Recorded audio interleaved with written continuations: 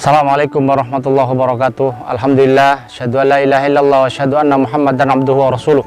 Allahumma shalli wa sallim ala nabiyyina Muhammad wa ala alihi wa sahbihi ajmain, amma ba'd. Tema kajian yang akan kita sampaikan pada kali ini adalah 4 hal yang menjadi sumber kesengsaraan manusia. Jika di antara saya dan para pendengar hari ini mendengarkan ceramah saya, jika memiliki 4 hal ini, maka sengsaralah kita sebelum kita sengsara di akhirat. Apa 4 hal ini kata Rasulullah Sallallahu Alaihi Wasallam? Arba'un minas syaqqa ini. Yang pertama adalah al-jarusu. Yang kedua adalah al-maratusu. Yang ketiga adalah wal markabusu. Yang keempat adalah wal maskanud dayyiq. Yang pertama kata Rasulullah SAW, sumber kesengsaraan manusia itu ketika memiliki tetangga yang buruk, memiliki pasangan yang buruk, memiliki kendaraan yang buruk, dan tempat yang sempit. Apa maksudnya dari itu? Yang pertama adalah tetangga yang buruk. Bisa dibayangkan jamaah sekalian rahmati Allah Subhanahu wa taala. Andai kata kita memiliki tetangga yang buruk, bagaimana jantungan kita tiap hari? Bahwa kita tidak tenang ada di tetangga yang buruk. Tidur kita nggak nyenyak. Andai kata kemudian di belakang rumah kita adalah pencuri, di samping ini adalah penjudi, kemudian di belakang lagi adalah suka ganggu tetangganya orang. Berat. Makanya Rasulullah SAW bersabda, memberikan pesan kepada kita, kalau kita ingin bangun rumah, mau beli tanah, lihat di sekelilingmu itu tetangganya siapa dan huniannya siapa. Karena tetangga yang baik akan membawa kebahagiaan, tetapi tetangga yang buruk berat. Anak kita ketika main ke rumah tetangga, umpamanya kita waktu jam sholat, kalau tetangga yang baik diingatkan, tapi ke tetangga buruk, ketika dia tidak sholat juga nggak mengingatkan, justru mengajak anak kita kemudian tidak sholat, mengajak anak kita kemudian melakukan sesuatu yang buruk dan tidak pernah mendidiknya. Dan salah satu sebab rusaknya anak-anak ketika kita memiliki teman tetangga yang buruk yang berpengaruh terhadap keluarga kita. Maka berhati-hatilah terhadap tetangga yang buruk untuk kemudian ikut mendoakan, mendakwakannya. Yang kedua adalah pasangan, istri yang buruk, istri yang jahat atau suami yang jahat.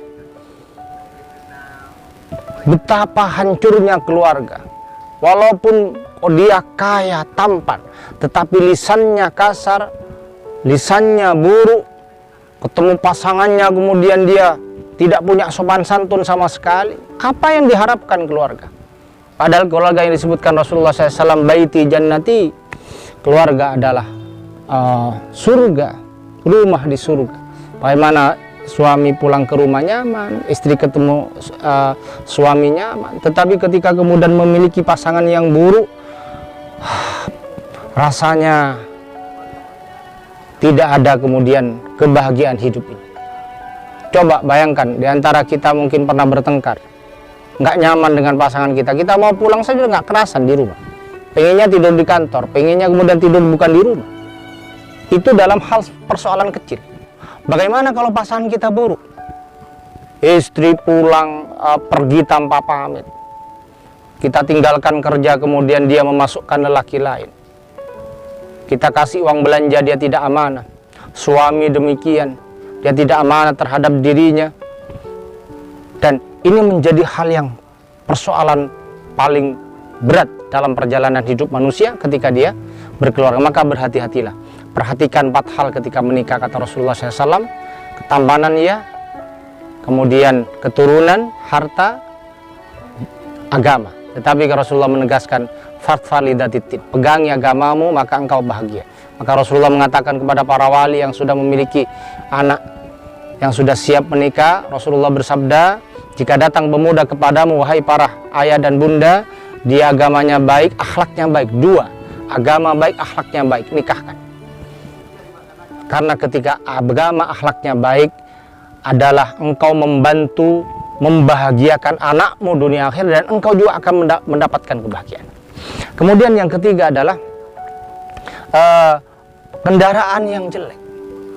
Bagaimana kita kemudian punya kendaraan, mau berangkat rantainya copot, kita kemudian bawa mobil masih didorong padahal waktunya kemudian harus segera sampai, susah. Kemudian nggak punya kendaraan, kita kemudian kendaraan umum, istri kita masuk di sebelah sana kemudian diperlakukan yang tidak sopan oleh para penumpang, kita juga demikian, dan ini menjadi sesuatu yang tidak nyaman dalam kehidupan kita. Maka mohonlah pada Allah Subhanahu wa taala diberikan kendaraan yang nyaman itu. Dan yang terakhir, Rasulullah bersabda adalah tempat tinggal yang sempit. Sudah ngontrak sempit lagi, bocor lagi, betapa susahnya kita mau ibadah, mau tenang khusyuk, mau nyaman kita tidur. Tentu ini menjadi hal yang disebutkan oleh Rasulullah, 4 hal yang menjadi keburukan manusia jika memilikinya: tetangga yang buruk, pasangan yang buruk, kemudian kendaraan yang buruk, artinya yang tidak bisa kemudian mengantarkan pada kebaikan. Yang terakhir adalah tempat yang sempit, yang ketika ada tamu, ada keluarga, kita nggak memiliki kecuali ngampung pada tetangga, atau mungkin kita harus keluar karena kita tidak memiliki tempat yang bisa menyediakan. Semoga Allah Subhanahu wa taala menjauhkan 4 hal ini dan Allah memudahkan kita memiliki 4 kebahagiaan yang pernah kita sampai di materi yang lain. Al-haqqu min rabbik fala takunanna minal mumtarin. Assalamualaikum warahmatullahi wabarakatuh.